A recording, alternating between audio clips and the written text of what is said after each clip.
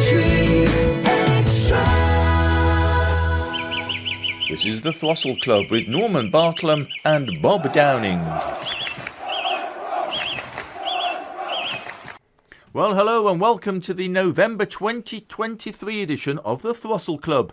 It's the programme where we look back on the long and illustrious history of West Bromwich Albion. We have stories of particular interest to this month in days gone by. Now, as usual, sitting alongside me is the well-known former Sports Argus journalist Bob Downing. Ready to go, Bob? Ready when you are, Norm. Yeah, excellent. And opposite us is the technical whiz in the shape of Billy Speckman. Yeah. Hello. You're looking a bit of a whiz over there anyway. Now listen, you two, you've got to behave yourselves today. Best behaviour, please, right. if you don't mind, because sitting next to me is our special studio guest, and it's a lady. Oh. But it's no ordinary lady. I'd have had a wash. No, it's no ordinary lady. Yeah, you could have done with one. Yeah, she's no ordinary lady either. She's the star of the Albion Foundation's new Our Family video, and it's none other than Sylvia Collins. Hello, Sylv. Hello. Right, so we've definitely got lots to talk about today. Let's hope we don't get any interference from... Hello, Radio Telefonica Madrid. Find out what that's all about. Was that Cradley Heath then?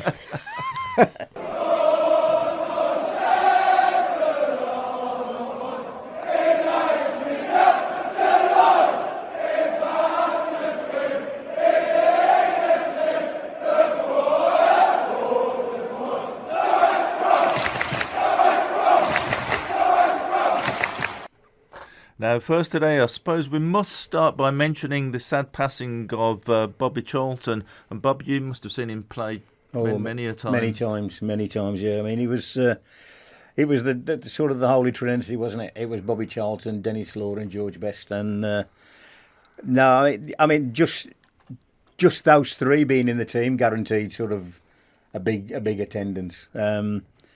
Yeah, I mean, I've seen him score some silly goals. I've seen him score some absolute crackers.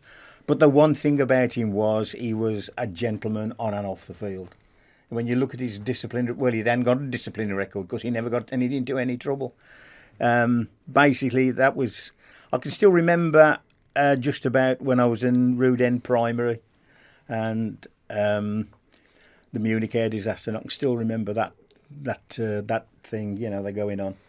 And just wondering how many people were dead, and fortunately Bobby survived. Now, actually, you know, you read a lot of stories during the last couple of weeks, or the last week of after his passing, and it seems as though it was something he never really got over, the fact that he lived and so many of his mates died. Yeah. But he was a fabulous footballer, and I mean, you'll always get names being passed around as the greatest. Stanley Matthews, Tom Finney, George Best, whatever. Well, George Best was Irish, but Bobby Charlton, he was the greatest English footballer ever. Yeah, brilliant. Now, I've been talking to a couple of Albion's oldest fans, and they've both got some great memories of watching Bobby play. And first of all, I spoke to a veteran Albion fan who's 88, and this is Ken Lord. You'll have seen Bobby Charlton a good few times then, Ken? Yes. I've seen him play at the Albion ground. I've been down and seen him play at United. Every time down the Wolves. I never saw him play at Aston Villa. Of course, in my whole lifetime, I've only entered the Villa ground twice. It's classic sacrilege for me to be an Albion supporter to enter Villa Park. To go back to Charlton here. Yes, I've seen him play quite a few times. But it was in the days when George Best and Dennis Law and Charlton, you know, Manchester United, more or less a team of internationals in the days. That was everything, you know.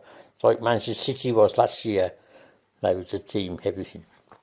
Any more of a modern player or Albion players that was sort of Bobby Charlton style? Bobby Hope. He was always just behind forward line, in between the forward line and the half-back.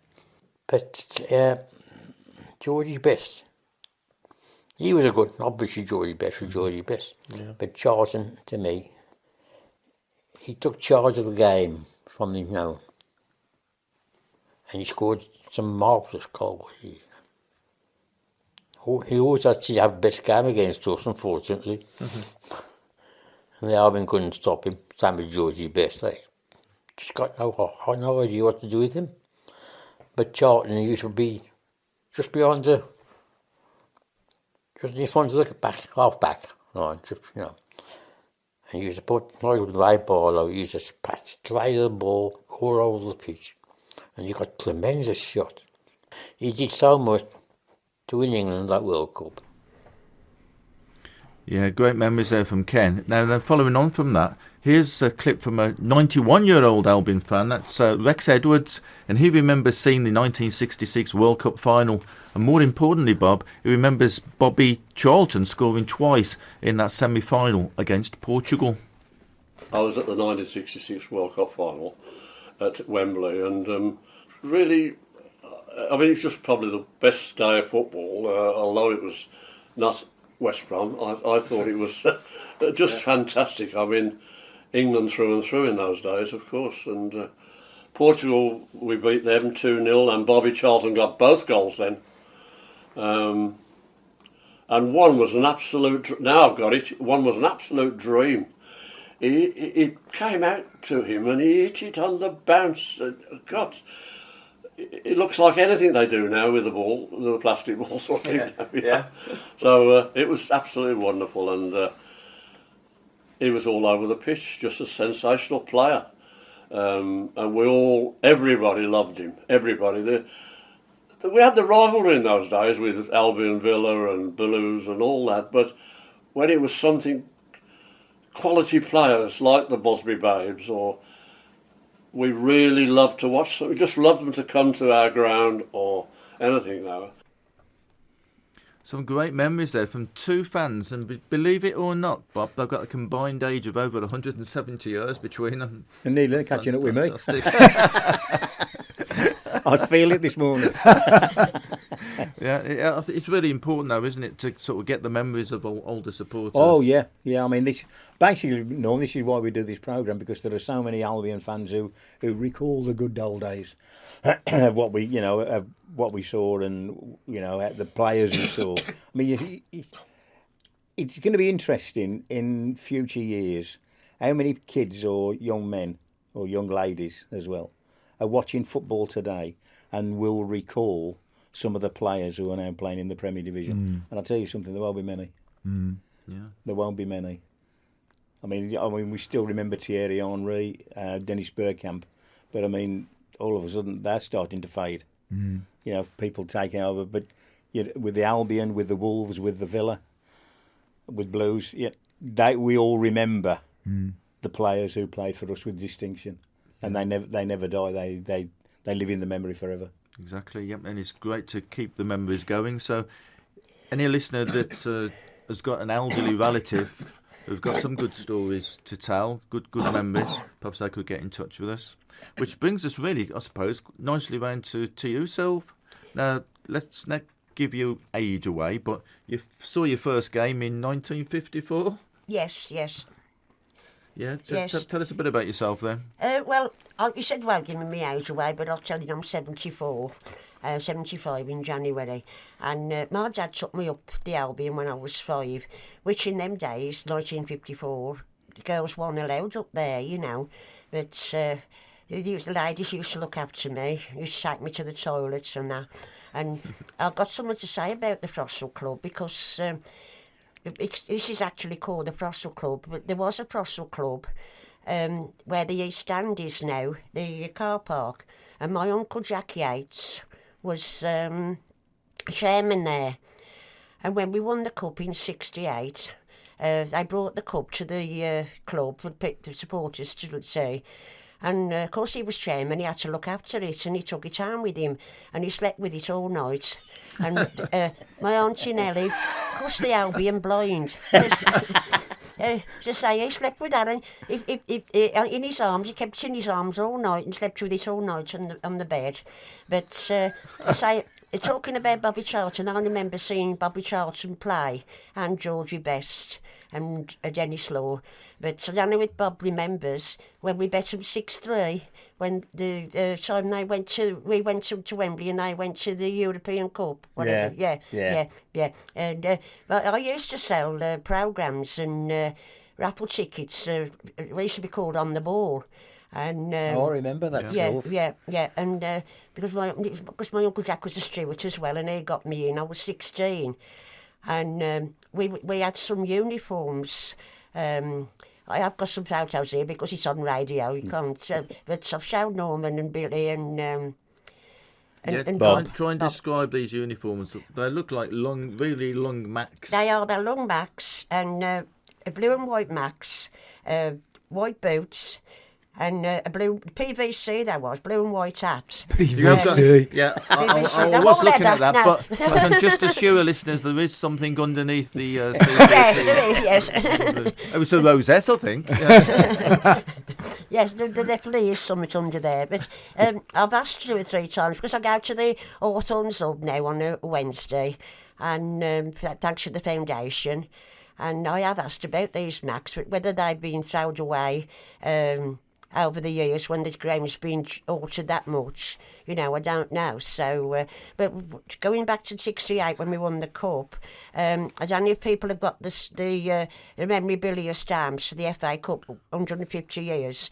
There's a stamp there of the ladies, the jolly girls, I used to call them. They used to make the clothes for the dolls and gave them the players. Yeah.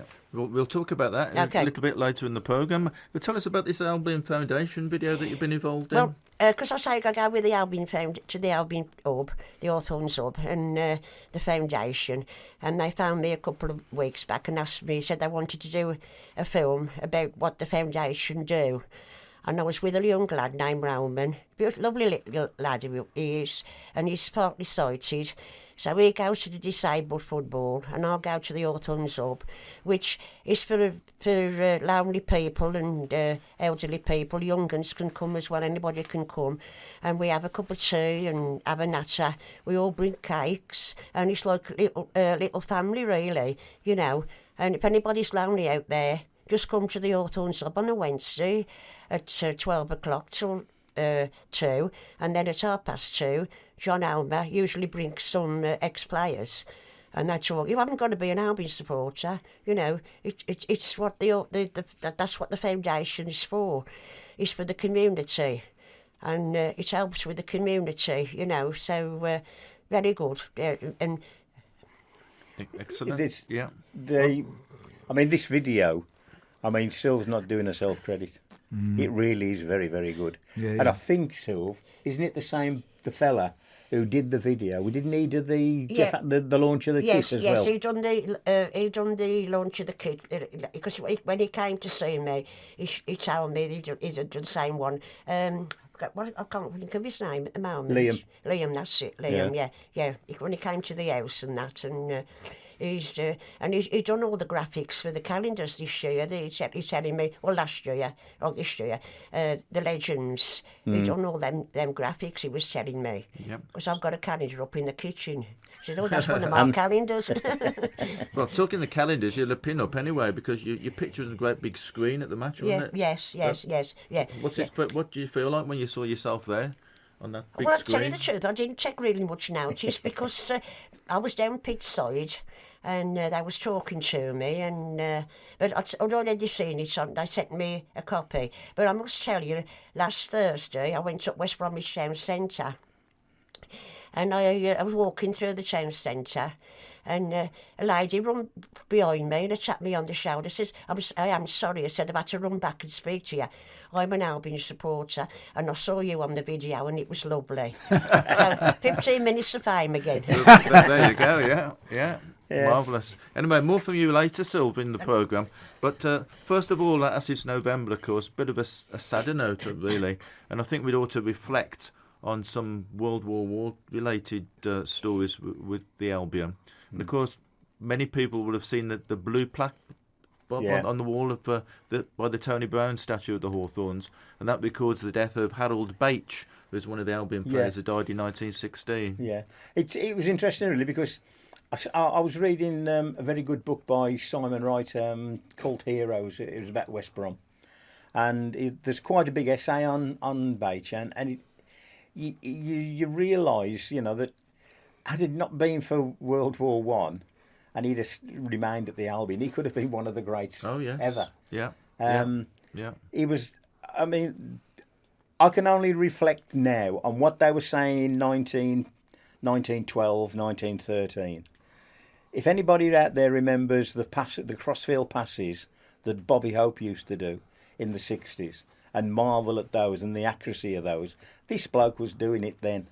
Yeah. And it was nice, really, because there's a lot of newspaper reports from the Midland Chronicle and the Free Press, which were two different newspapers. Now, when I started in journalism, I started with the Midland Chronicle and Free Press because they joined together then. And to see, what they were saying about this guy. I mean, he was an amateur. It was really interesting that they seemed to... They used to have like a recruitment drive at the Albion and signing up players for the First World War. Blimey. Yeah, it was his personality that helped to get people to sign up. Because again, after he'd signed up, he went back to the Albion, helping with the South Staffordshire Regiment. Oh, right. And they had campaigns there, and because he was there, people thought he's doing it, we'll do it. And it helped to encourage people to sign up.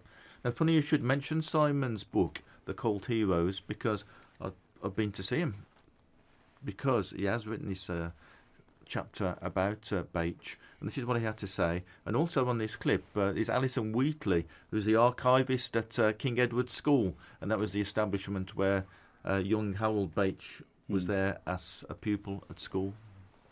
I'm in the Worcestershire village of Churchill, where Bache was born in April 1889, and is remembered here on the War Memorial in the centre of the village. So Harold played 14 times for West Bromwich Albion, that's all. And he was also an amateur, wasn't he, Simon? So why did people think he was going to be such a success? I think because he was an outstanding footballer. It's hard to make comparisons with modern day players, but if you like, perhaps Silva of Manchester City. Small, very quick, very intelligent, very unselfish, if I can use that word. He was far happier setting up goals for other people rather than scoring them himself. And, he was just a clever player who could spot a pass far better than anybody around him. Bache is remembered at his former school, King Edward's in Edgbaston. Harold Bache was admitted to King Edward's School in 1898 and left in 1908. So he was here for 10 years, which was quite a long time. And we have lots of records in our archive telling us the story of Harold Bache's school days. I think we all know that he was an excellent and very talented sportsman, and our records confirm that. We know that he played rugby to a very high standard. He was an athlete, an all-round athlete. He played fives and cricket. And, of course, we know that he later went on to represent the county at cricket and played for West Bromwich Albion on the football field. But we also know that he was very well respected by his peers. He was, I think, what we would call an all-round good egg. He was a boy of great character, the school magazines tell us. So he was a real gentleman, is what the records lead us to believe. When Harold left school in 1908, he went up to Cambridge, where he was captain of the cricket and football teams, and of course at Cambridge Blue. So his sporting career continued long after his time at King Edward's School. He made his debut in February 1914 at Villa Park in the FA Cup, the local press commenting that he brightened up the Albion attack considerably and he possessed the happy knack of getting the best out of his forward colleagues. The Sports Argus reports always made interesting reading. It was reported that the amateur was fast and tricky and occasioned much trouble to United by his speed and subtlety of movement. Later he scored against the Villa in a 3-2 win in the final of the Lord Mayor of Birmingham's Charity Cup. HG immediately caught the eye. the press commenting that a feature of the game was the brilliant play of Harold Bache and his control of the ball was wonderful. Later that month, the press reported that Harold had joined the forces. It was noted that supporters are patriotic and HG will have the best wishes of all Midland sportsmen. He trained with the Lincolnshire Regiment in Grimsby, but moved back home to help with recruitment in Staffordshire, prompting the press to note that his new position will enable him to maintain his connection with the Albion. This is the best bit of news heard in a day in Throssledom. In January 1916, at Middlesbrough, he scored the only goal of the game in what was to be his last league appearance for the club. The Sports Argus said it was an awesome performance from Bache, Albion's military centre-forward. The Athletic News reported, whilst running at right angles to the posts, Bache suddenly checked the ball and shot with electrifying vigour into the net. It was one of the most brilliantly taken goals that this writer has ever seen, and the occupants of the stand sprang from their seats and gave the military footballer an ovation. That's a great insight there, I think, into the character of Harold Bache. Now, I've been to the place where he was killed during a bloody battle in 1916. It's an area that's called the Bluff, near Ypres, in Belgium. The whole of this area was extensively shelled, and there were numerous potholes and shell holes similar to this all around the ridge. The highest part of the ridge across here is called the Bluff, and this is where Harold Bache met his death. His commanding officer wrote a letter to his mother saying that he'd been shot by a sniper and that he had died very happily and instantaneously. But one of his pals, Lieutenant Barrett, wrote that his death was instantaneous, but he added to his parents that I won't worry you with the details of his last doings. In 1931, when West Bromwich Albion beat Birmingham City in the FA Cup final at Wembley, the players stopped off en route to Wembley at the Cenotaph in central London, and there they laid a wreath in memory not just of Bache, but of other sporting giants who didn't return from the Great War. Harold Bache's body was never found. He has no known grave, so his name is commemorated here in Ypres at the Menin Gate, where his name is one of 57,000 names of people who have no known grave. And every single day of the year, these people are commemorated with a service at 8 o'clock.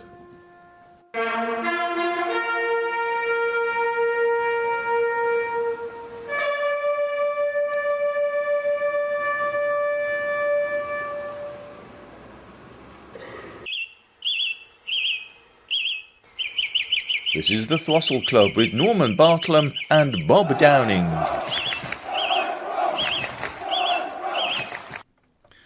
So there we go. Now let's go back to you then, Sylv. So you've got some great memories. You've got some stamps in front of you there, and they've got a picture of some little dolls on it, haven't they? So yes, yeah. Tell us about those. Well, it's Molly, Val, and Beryl, and they always stood at the halfway line in the Albion ground, and they're a lot older than me, and I was about 13, 14, 15, something like that, and they used to check me under the wing. I was the baby, and the halfway line before the rainbow stand was built, and I showed Gray Williams a photo about 5 or 6 years ago, and he recognised me. He says, "Oh, I know you. You used to stand with Molly and Beryl," because he remembers them, because the dolls, they had bought these dolls and they knitted football strips and hats, and they gave them to the players. And I think Tony Brown was saying about 12 months ago that he still got his in the lofts. They gave them the players when they won the FA Cup. Yeah, but that they're quite big dolls as well, aren't they? Yes, yeah. Well, it's amazing to think, that from 54, that's classed by the post office of one of the classic photographs. Yeah, Cup finals. What it is, it's a series of stamps that were produced last year, I think. Yes. First-class stamps. Yes. And it's got iconic images from football in the FA Cup over the years, and one of them just happened to be that scene there. That's right, yeah. With the ladies with the knitted dolls. Last year when they came out, Radio W. Can I say Radio WN? You have? Radio WN apparently were after people who knew the ladies. And I didn't hear it, but I went to the hub on the Wednesday and Heather said to me, said, you knew them ladies, didn't you? I said, yeah. I said, well, I want to know on the radio. Anybody? So I found them up. And I got recorded on the radio. They actually telling me who that was and that. So, because I think I was the only one that knew, and nobody else came forward. So, unless they were shy. I mean, I'm shy. Yes, we know that still. Yeah. Noticed, yeah. But it's amazing, really, with that picture, because it's used so often now in retro magazines like Backpass. Oh yeah. And it's the big version. You know, that's obviously the stamp version, but that actually got the big version, and it's amazing. How many times I think it's been used more recently than the Jimmy Sanders picture praying on the goalpost. Yeah. This is the Throstle Club with Norman Bartlam and Bob Downing. Now it's the moment you haven't been waiting for. It's the quiz of the week. Oh, no. Right, so today it's Sylvia versus Bob on your knowledge of the Albion. So shout the answers out. We're rooting for yourself. Here we go. Aren't we? We're not going to be biased at all. No, obviously not. No biased at all. So shout the answers out. So, number one, who was making his Albion debut 54 years ago? Tony Brown. Or Albion. Mate, hang on a bit. No, a defender. Oh, defender. Ali Robb. Ali Robb. Yeah. Oh, Rob's Right, now, 45 years ago this month, Laurie Cunningham effectively sold himself to Real Madrid after the big game in Spain. Where was it? Whereabouts was it? Valencia. One each. Now, what happened... Number three, what happened to the stand at the Hawthorns on Bonfire Night 1904? I think it burnt down. Burnt down. Oh, both pretty much together for one each. Yeah, the stand burnt down on Bonfire Night. Number four, in November 1995, Albion played at Manchester United, and it was a tribute to one of their greats that had just passed away. Bobby Charlton. Not Bobby Charlton, because he's just died, isn't it?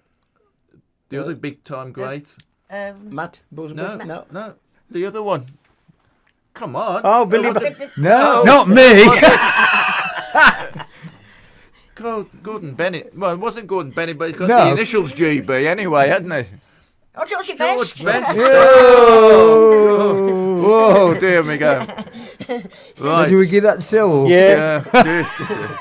With a bit of cheating. Yeah, well, a couple more questions. In November 1956, who played his 600th game for the Albion, and he was the captain of the 1954 Cup-winning side? 66? Yeah. 54. Oh, Frank... Len Millard. Len Millard. Frank Griffin, Ronnie Allen. And now, 2 to go. In November 2003, exactly 20 years ago, Albion were 3-0 down at West Ham. 4-3, we won. We won 4-3, indeed we did, yes. David asked what the question was going to be. Bonus for Sylvia, because she answered it even before the question had been finished. And finally, November 1980, 2 twins were born. Chambers twins. Tell you what. Where am you, Bob? Can't even shite. Well, there you go. Sorry, Bob. No, I'm all right, Flem. No messing there, Sil. 6-3. 6-3 to Sil. Well done, Sil. I'm no good on football, only on sort of West Bromwich history. Well, so congratulations there. Well done, Sil. On that, brilliant. Do I get a bar of chocolate? Now, anyway, we mentioned Valencia there, didn't we? And that was in the UEFA Cup tie. We'd already beaten Galatasaray and Sporting Braga by then, hadn't we? And we drew 1-1 over there, I think. Then we beat them in the second leg. and then went out to Red, Red Star Star Belgrade. Belgrade after that. But the Valencia trip for you, Bob, anyway, it brings back some really happy memories for you, doesn't it? It brings back some traumatic memories. Yeah, I mean, that thing I said at the start, hello, Radio Telefonica Madrid. What happened was that, cut a long story short, we were on strike again. I missed all the good games, nearly on strike. But because we had a union meeting on the Monday night, they said I could go to Valencia. So it was a quick telephone call to Alan Everest in Valencia to say, is it all right if I come back with the team on the plane? And he said yes. I've got to get there. So I was taken by car to Castle Donington, as it was called then, to get a flight from Castle Donington to Charles de Gaulle. I then had to get a flight from Charles de Gaulle to Valencia after about a 4-hour wait in Paris. Got to the hotel and did everything, got everything right. And Nick Owen was doing Radio WM, and he asked me if I'd do some, radio sort of shorts with him, during the commentary, and I said yeah. Anyway, when we got to the stadium, there was a problem with the communications. Radio, I don't know what was they called, Radio 2 then. Yeah, that would have been Radio 2. Peter Jones. Peter Jones was doing the commentary. And me and Nick were in one part of the studio, and he and somebody else was in the other. And all we could hear was, hello, Radio Telefonica Madrid. Hello, Radio Telefonica Madrid. And I just said to Nick, I said, what's going on next door? And he said, they got a communications problem. We could be moving. And I said, what do you mean? And he said, well, because it's Radio 2, they take precedent. So if they can't get the line through to Madrid, and we can, they'll come into where we are, and we've got to go into there and hope the communications work. So he said, yes, all right. And so we were all in the process of moving everything around, and then this fellow was saying, hello, Radio, hello, Madrid! And finally we got through, but I mean, by the time the communications were sort of back and up and running, they were ready to kick off. Oh, right, yeah. But I mean, that was the game that Laurie sold himself to Real Madrid. Mm.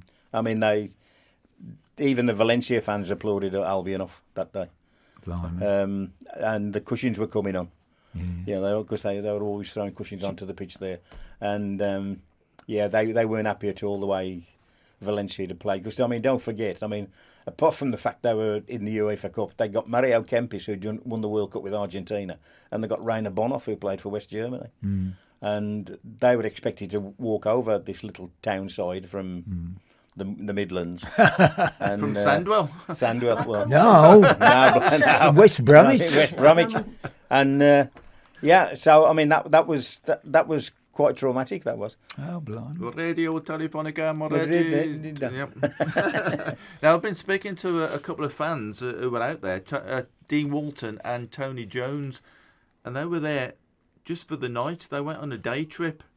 A day trip. As you do. For an evening match, and flew back straight away, and this is what they had to say. As the plane were taking off, Albion fans broke into knees up Mother Brown. And then as we neared Valencia, like he used to do on a coach, one of the Albion fans took a hat round for the pilot.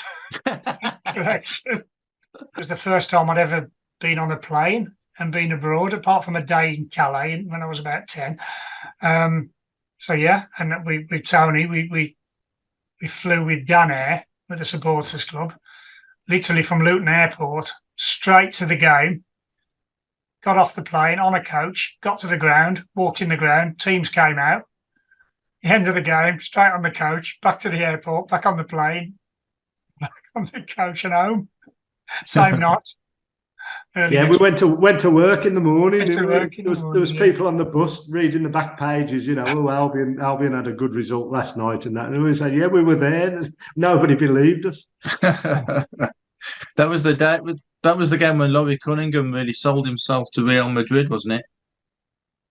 Yeah, best individual performance I've ever seen from one player. I think standing ovation from the Spanish fans. The whole team played really, really well. I mean, you can say Laurie had a great game, but the whole team. I mean, we got annihilated in the first sort of 20 minutes. We thought we were going to get thrashed.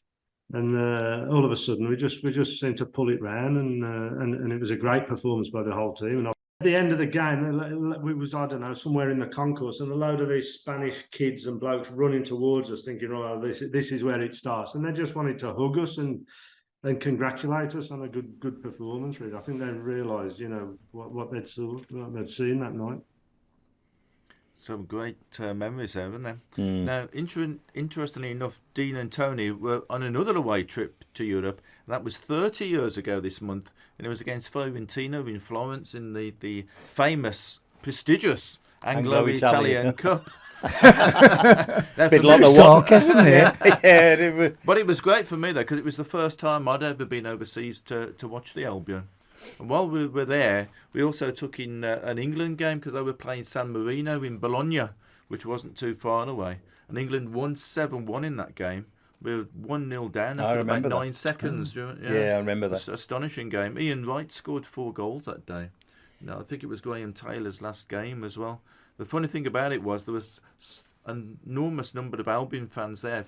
Most of us that had gone to Fiorentina managed to get tickets for that England game as well. And just before the commentary started on the telly, we listened to it when we got back, all you could hear was chants in the background of Stevie Balls Atata. God knows what the Italians were thinking of it. Now, another thing from the quiz there, we talked about, Silver's straight in on that game 20 years ago this month against West Ham Disunited. And it'll never be forgotten that, with us being 3-0 down and coming back. And Alan Pardew was the manager at the time of West Ham, wasn't it? Yeah. The atmosphere there was fantastic, wasn't it? I say I didn't go, but I remember the score and that, and they showed it on the tellies and videos ever since, So we were 3-0 down after 17 minutes, and the atmosphere was quite strange that day because right from that moment, everybody was singing, "We're going to win 4-3," in a sort of jokey kind of manner. And then it started to get a bit more serious, and we thought, we might win 4-3 here. And we did. And Rob Holtz probably played the greatest game he's ever played in his career that day. He scored a couple of goals, and I think he had one disallowed as well. And say Lee Hughes scored the 4th goal, That's didn't right, he did, yeah. So it's most astonishing result, that. That was a good bit of memory, that was, Sylv. Well, I've got it. I can remember sometimes over the years, but I can't remember what I've done yesterday. Anyway, look. Let's move on and let's return to Remembrance. Now, I've been down to West Bromwich Old Church, which is All Saints. I think it's its proper title, isn't it? Yeah. And there's a small group of dedicated Albion fans down there, and they look after the graves and look after the churchyard. And it just happens to be the resting place of a number of former Albion players of note. And I've been down to talk to the folks, and the church warden, Paul, he starts by recalling how the graveyard was once in a very bad state. One occasion I was here as church warden, and a person came up and said, "Oh, I've got so-and-so buried in a graveyard over in the far graveyard there. Can you show me where that is?" Well, I could show them where the plot is, but we couldn't get through to it at all. So I asked them if they'd like to come in and have a cup of tea, and I went out there literally with a strimmer and some shears and cut an archway and tunnel through the bracken to get to their graveyard. I mean, it was as bad as that, was it? It really was as bad as that sort of thing. I'm not very tall, but I mean, it was way above me. It was climbing over the wall. Yeah, I'm looking at some photographs now. You can just see, just astonishing how overgrown everything was. It must have taken ages to get the initial cut back. Yeah. Oh yes. It's at best it was chest height, the grass that we were cutting down, and then we had to get all of this done. But we couldn't get anyone to help at all. An elderly gentleman came over and helped me, and we were the only two starting to do it. And then bit by bit it caught on, and thankfully we've now got Alan who's carried on doing this, and other people as well. It's a smashing tranquil morning here in the graveyard, and Alan Gill is with me now, Alan, and you do lots of work down here and looking after the graves and things, don't you? Well, we try and keep it as tidy as possible. It's horrendous the way the grass and the weeds keep growing, so we come down for a couple of hours a day, perhaps 2 or 3 times a week, and stream between the graves and try and keep them tidy. Most importantly, to keep every grave accessible to, family members who want to visit the graves down here. Difficult at times, as there's only 2 of us, but we do try. And of course, we've got a few famous people. If you're a football fan, or West Bromwich Albion fan, I won't confuse the two, we've got some very famous people here. We're standing by the one grave at the moment, which is William Bassett. The famous Billy Bassett. Billy Bassett. People talk about legends these days, but I think Billy Bassett is one of the original legends of of West Bromwich Albion Football Club. But he was associated with the Albion for over 50 years, wasn't he? As yeah, a player, I think it was director. 1885, 86, he played for the Albion. He played in the 1988 Cup final with my wife's great-great-granddad, which of course they beat Preston North End 2-1. And believe it or not, he was the first Albion player to be sent off. Oh, Billy Bassett was. Billy Bassett was, for unparliamentary language. But, he saved the Albion in many ways. Him and a director of the Albion put money in to save the Albion.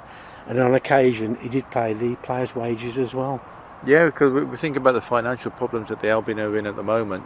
But it was even more dire straits, wasn't it? Around Yes, that time, it was about 1905, I think, wasn't it? And I say they put money into the club, and they actually paid the players' wages for several weeks as well. So it really helped us stop us becoming bankrupt, I suppose. Oh yes, very much so. Yeah, very much. Now so. his grave here is quite impressive, isn't it? It is. It's a lovely family grave, and the family still visits, and I've got various members of the family on Facebook as well, and they're always asking, how the grave's looking these days. Excellent. If we walk on almost next door to it, the other side of the path, there's one for Albert Wilkes. Now, Wilkes was a famous name in photographer as well as a footballer, wasn't he? Yes, unfortunately, whether it was Albert or his brother David, who played for Aston Villa. But we don't really want to go into that too much, do we? Not really, but he was a well-known man, so give him a little bit of credit there. I mean, I don't know too much about him, but Mark has just said he won an award for saving a young lad's life in Dartmouth Park. He rescued him from the lake after he'd been skating on the ice or something. Yeah, I know that Albert's son as well, Graham, played for the Albion just before the war. Then he was a war interrupted career, and afterwards he became a PE teacher at George Salter's School. Yeah, but the photography of Albert Wilkes is legendary. All the old team photos were all taken by Albert Wilkes. Shall we move on and have a look and see what else we can see? Of course, we've got Joe Reeder. Joe Reeder was another famous Albion name. Let's have a look. So I'm walking through a few graves. Some of these are a little bit dilapidated. A lot of them are still in good condition and are well looked after. And one of them that is looked after by the looks of it is this one for Josiah Reeder. It says Joe Reeder. So Joe Reeder, the Albion man. He was the longest serving Albion employee. He was a player for the Albion, he was a coach for the Albion, and in his latter days he was a club steward. So 65 years is a long time for to be associated with one club. So we have to be grateful to him, really. We came across his grave a couple of years ago, which was in a sorry state, and we cleaned it all up and put fresh stone down there, which the family was very grateful for. And it's a nice little memorial to him as well. Yeah, it's right opposite Billy Bassett's grave as well. Yeah, it's interesting. That's by coincidence, presumably. But he died. Joe died in March 1954. When we won the cup, of course. Right, we've walked round the corner now, and we're at the grave of George Woodhall, who was also known as Spry. He's got a good family connection, hasn't he, Alan? Yes, he's the wife's great-great-grandfather. Obviously, he was a well-known person in West Bromwich. After he retired from football, he became a publican, and he had several public houses as well. So that's which kept him busy. Great for somebody in West Bromwich to be a keen footballer and owned a pub. That must have been Oh, yeah. So he was well known to that really. the whole of his life there, I think.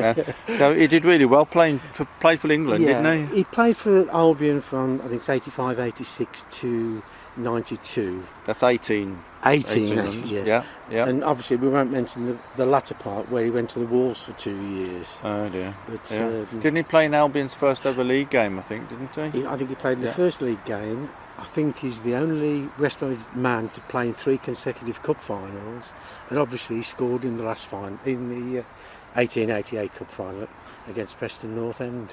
I know he played for England as well, didn't he? I think he was the first black country-born man to actually play for England, yes. wasn't he? Yeah. He played 2 games, and I think he scored 1 goal. Yeah, and that happened to be England's 100th international goal as well, which is a proud record to have, isn't it? It is really, yes. You know, it's nice, you know, family connection, something to remember him by, and you know, in all these glorious days.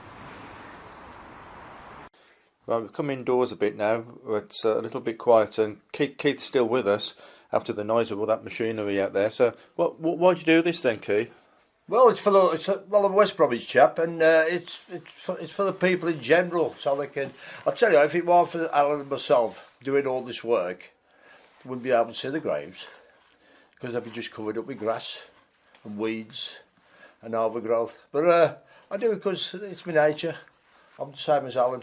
We've both got good nature, and everybody keeps saying, "Oh, you're working for doubt."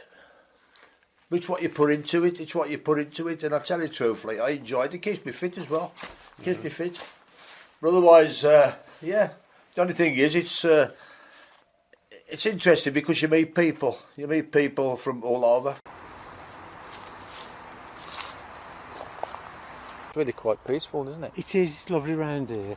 We get the green parakeets. There's sparrowhawk comes into the ground, and you get some lovely birds. Sometimes when we're digging and strumming round, you get a few robins following us round, which is, you know, it's always lovely to see. And you tend to come down here at silly o'clock in the morning as well, don't you, Al? 7 o'clock, yeah. I find you don't get on with the work. The wife's not an early riser anyway, so it suits me. And I've always been an early riser, so I enjoy it. You know, I feel very comfortable down here, Norman, to be quite honest. It's worthwhile as well, because occasionally you get people come down and thank you for what you're doing. Oh, it is. I mean, someone will come up and put their arms around and give you a hug. It's worth all the money in the world. You know. Well, I'm not going to give you a hug. No. But I'm going to say thank you for this little tour around today, and I'll leave you to get back to your strumming. Well, I've learned a lot of things today, Norman. Thank you as well.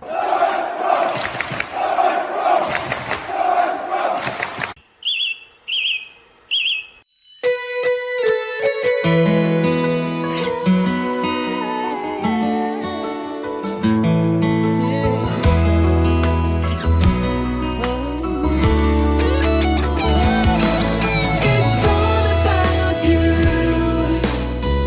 Black Country Extra.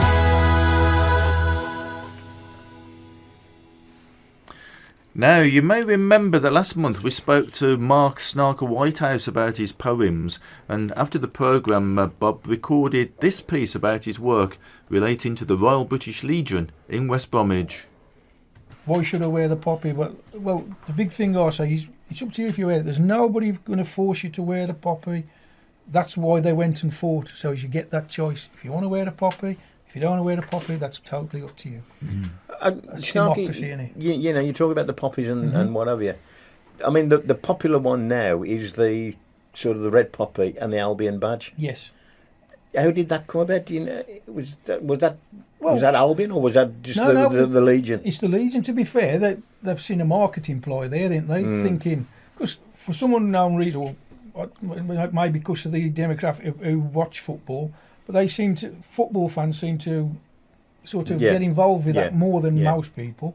So I think the British Legion, their marketing teams, sort of gap in the market and thought we'll put poppies with football badges and they could like hotcakes. They send so many to the Albion, which they've got them now, but they can't sell them until certain time. Yeah. But and I'll get so many, so I'll have 50 probably at Tesco's or around if you see me, and the Albion will have the rest. Yeah.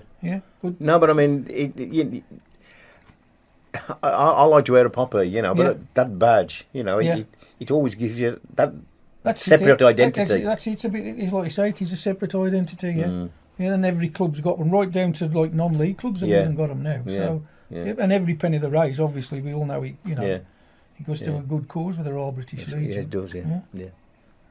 And the other good marketing thing was the putting the poppy on the Albion on the shirt. On the shirts, yeah. And then sell them off. Exactly. Or auction them off. Yeah, auction them off. Yeah. That's a. To be fair, I'm trying to get the Albion to give me one of the spare ones this year with a poppy on, so as I can auction it. Yeah. For like, I was going to raffle it, to be fair, Bob, for the simple reason, there's a lot of people that love an Albion shirt, and they've never got the chance because they got the 200 or 300 quid it's going to cost them to get that poppy one. So I wanted one off the Albion, which I'm still waiting for them. Hopefully they give me, I can raffle. Yeah. So you've got a pound, you've got a chance of winning it. Yeah. You know what I mean? Where you've never gonna, it's a poverty area really, West Brom. So unless you can, but you'll pay a pound with a chance of hoping to win the shirt. That's right. Yeah. So there we are. Some more thoughts from Snarker there. And now, talking of poppies, you've got a cracking poppy on there, so tell us about that. Well, it's a lady who goes to the Hawthorne Sub, named Joan Taylor. And when it was a lockdown, she started crocheting poppies.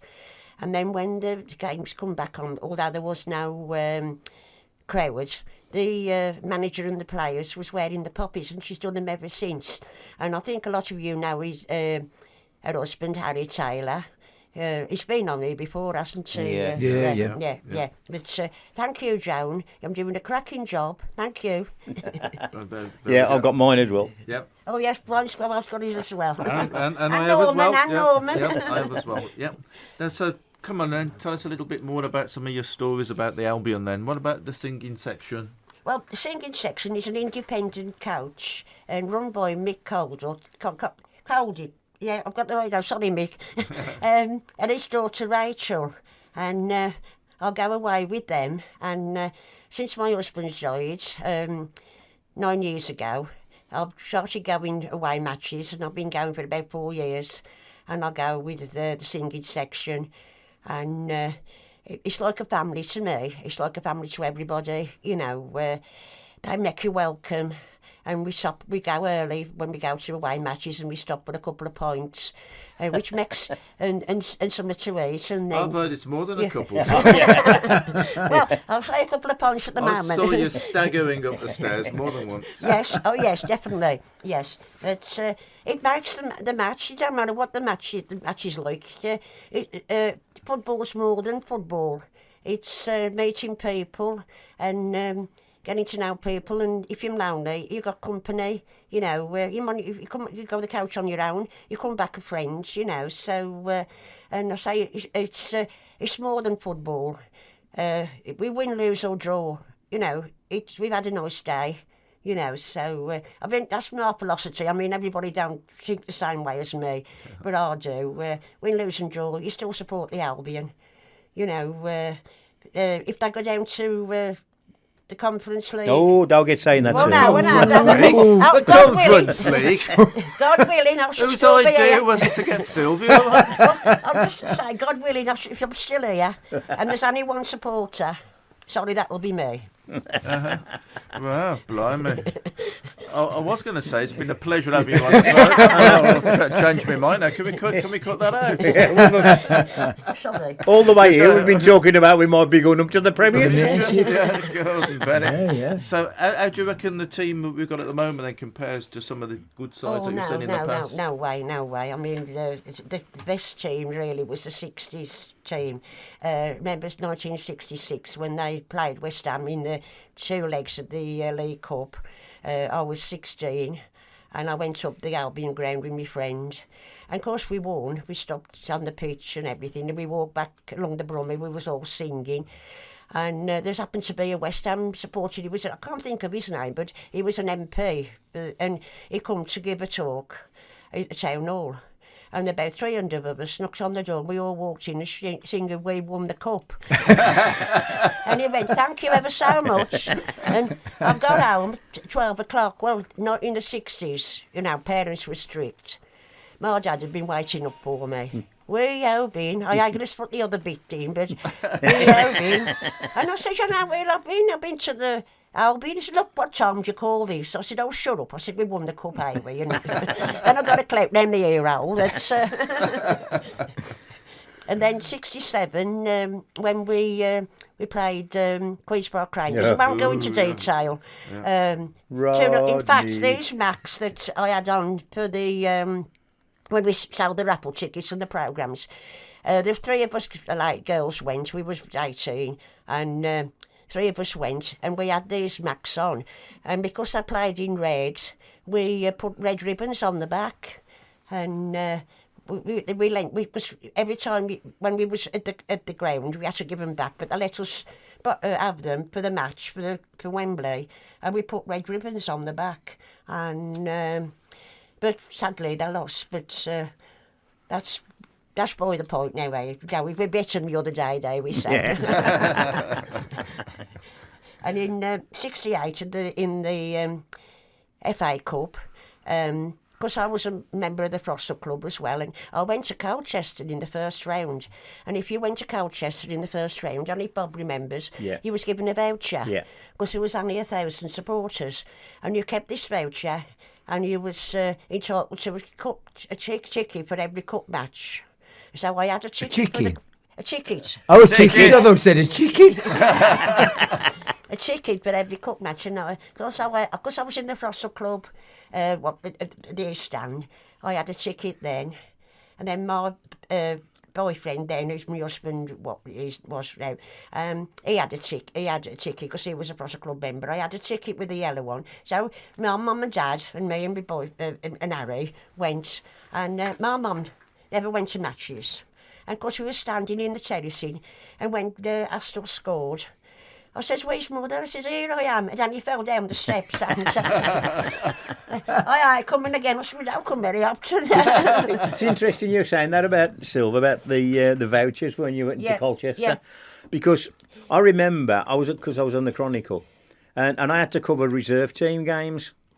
And it was a Wednesday night. And there was only about 200 or 300 people there, I think. 300, about that. And I noticed these people coming in through the turnstiles. I think they only opened the Brummie Road end and the Alfred's Lane stand. And we was having a look and what have you. And these people have got vouchers in the tickets, in their hands. And what they all been decided to do, they didn't tell anybody. They just said, be amongst them, decided, anybody who comes to that reserve team game that Wednesday night would get a voucher for the semi-final and the final. Oh, well. Yes, some of the great stories. I remember unfortunately, Bob, unfortunately, folks, clock's beaten us. And if we carry on much longer, we're going to get told off because we're going to crash into the news, and that wouldn't go down very well, would it? Yeah. So, last few seconds that we've got then. So thanks ever so much. You've enjoyed that, I think. Thank you for asking me. Yeah, Thank you got a bit nervous to start with. Well, it didn't take long for that to stop, though, did it? Yeah. I'm sure. And for you, Bob, as well. Yeah, thanks for being with us once again. And thanks indeed for everybody who's been listening to the programme today. And join us again next month. This is the Throstle Club with Norman Bartlam and Bob Downing.